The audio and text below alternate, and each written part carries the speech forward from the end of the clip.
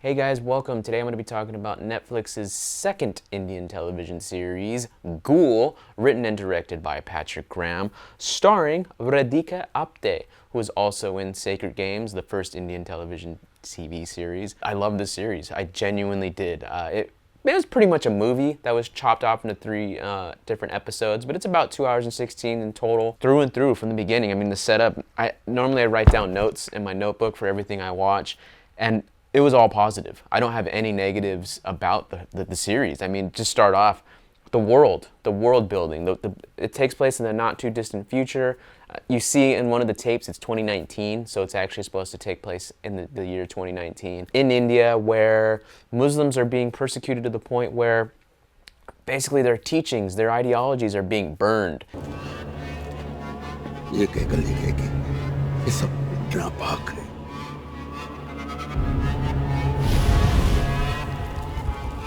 And it reminded me of like a Nazi Germany with the Jewish people, where anything tied to their culture was being taken from them. It's very interesting. They don't explicitly say that they're Muslims or anything like that.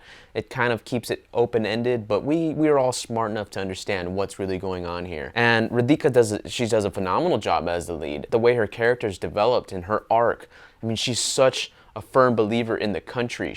Country above everything else, to the point where she's willing to turn her own father in, which was fascinating because it completely is unconventional. It's not what you ever expect. Nipu.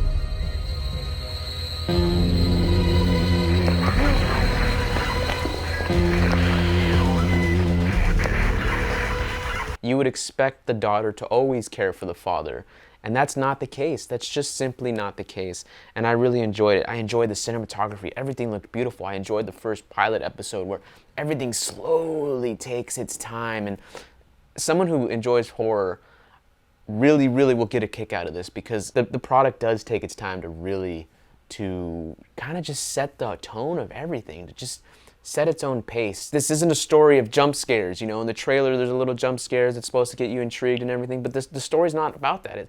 It's a supernatural horror, but I would argue that it's more psychological, which are my personal favorite types of horror films, like The Shining and like The Thing. And I know a lot of reviewers are going to talk about this, but that was one of the biggest influences I saw right off the bat, especially towards the end. And if you guys haven't seen it out there, I implore you to check it out. It is one of the greatest horror films ever made. It is one of my personal favorite films. I know it's one of Gian's personal favorite films. It's one of John Carpenter's best movies, with right up alongside Halloween. 100% implore you to check it out. It's amazing. Not only is the story great, the tension's great, the set design's great, the freaking setup's great, the special effects. I mean, check it out. If you've never seen it, watch that, watch this. You'll be able to see all the influences at play here. I loved it. I enjoyed seeing the interrogation techniques. I mean, these are a lot of techniques that are being used by Americans, not officially anymore, but, you know, car batteries, turning the temperature down lower and lower and lower to keep these people awake all the time, blasting death metal music. I mean, this is what was being done at Guantanamo Bay. So to see this was great. Not because I was excited to see Muslims being interrogated. No, I'm just saying, for a story that was supposed to take place in an alternate reality, to see real interrogation techniques being used, it immerses me into the story that much more, and I appreciate that, because that is what was going on in Guantanamo Bay. The Americans knew that Muslims didn't like the death metal music and that stuff, and it was off-putting to them, and there was a lot of humiliation going on. So a lot of these things have their real-life counterparts, so it spoke to me even more. It really isn't an in-your-face horror film. There's definitely horror elements, don't get me wrong. The lighting, I mean, it takes place in this abandoned facility where there's no windows, there's no anything to let you kind of forget where you are at all time. Yet again, another technique for interrogating people.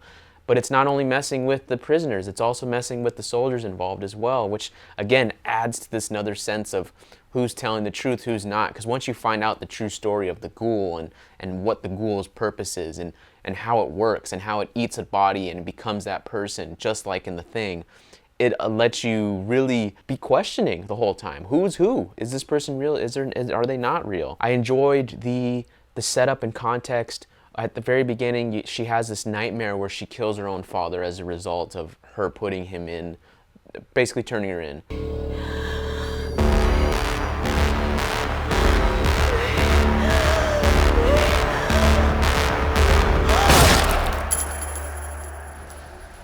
we think initially that it's a dream, that it's not real.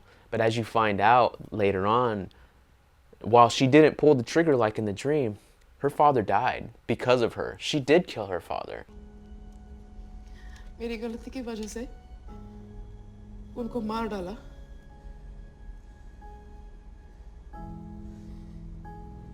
We learned that the father is the one who set up the ghoul.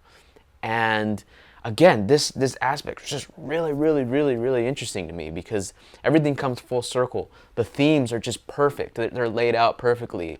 Throwing the things you should feel guilty of in front of your face and then having them have to deal with it. I enjoyed the very final moments of the story prior to the epilogue, where the colonel, who's kind of been on the girl's side the entire movie, but once the girl finds out that the guy basically killed her own father, not because he was a terrorist, not because he was doing anything wrong, but just because he was in here and it's for country first, and we don't even want to risk putting him back into the streets. We'll just get rid of him. And you know, the events lead up to the point where you don't really know if this captain is the good guy or the bad guy, and the girl doesn't give a fuck, and she says, "You're a monster."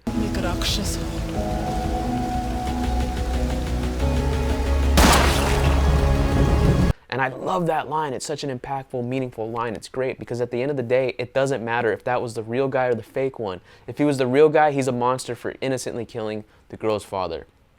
If it's the fake guy, it's the ghoul, well, he's a monster. It's perfect. It's a perfect line. It's not simple. It's oversimplified to the point where it's brilliant. I loved it. I truly loved that. The violence was good. It was very tasteful, I'd say. It's definitely grotesque. There's some beheadings. I mean, like I said, the guy gets shot in the face with a shotgun at the end, and you do see it. But it's never anything overly grotesque where you want to just turn away. It's there to scare you, to make you afraid of what's going on, and that was really impactful. I just want to say that I'm really grateful that this movie wasn't exactly like I was expecting. It worked. The music was there, and it was background noise to the point where I forgot it was there, but it was always enhancing the moments. I enjoyed. There weren't very many scenes where I felt disconnected for the overall story, and that's really important for a horror movie, because I was constantly involved. It was constantly elevating the stakes. It was just good. I mean, it was really just good, and I really recommend it.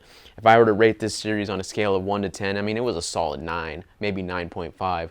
I wish it was just a movie, but the fact that it was a series, nonetheless, it'll make it more digestible to people, because they seem to have cut the stories, they cut each episode at the right time. Right when you finish an episode, you want to go right into the next, which is great. So in this weird way, that actually helped the story, in my opinion. But the reality is it was a movie. Coming from Jason Blum, I kind of knew what to expect, but to be honest, it turned that upside down. I would love to watch another thing that Patrick Graham does. I mean, I was really just blown away by his directing. Like I mentioned before, I keep mentioning this, but I just enjoy movies that really take their time with the camera. There's this one shot where this car is driving into the fence, and it's at first it's just a blank canvas, and then you see the car, and then the camera moves up, and it shows the car in, and it's all one shot. I mean, that's a director who took their time to figure out what they want to do, and I really appreciate that. When they do that, when it's not just close up, you know, single reaction, like just standard coverage, which works. I don't hate on that, but sometimes it just goes above and beyond, and I really appreciated that. The Ghoul was interesting. You know, it didn't necessarily scare me per se, but that's okay. I'm old enough now to where it's kind of hard to do that, so that's not a gripe at the filmmakers at all. It's just I really recommend this. Let me know in the comments what you guys thought of it. I mean, it's kind of a simplistic story, so there's really not much to go into, but that's not a bad thing. It's just, I just loved it. I just loved it. I really did. I love the cinematography. I love the acting. All the performances are great. I enjoyed the evil woman and her character, and how she was basically the one in charge, and she was no nonsense. I don't know. I loved it. I really do. I watched it all in one setting. It's very easy to watch all in one sitting. So, you know, like I said, totally recommend it. Let me know in the comments what you guys felt like. If you never were intending on watching it, I implore you to check it out. Also watch The Thing. But anyway, guys, that'll do it for this one. It's a short review, but again, highly recommend it. And thank you for tuning in. We'll see you next time.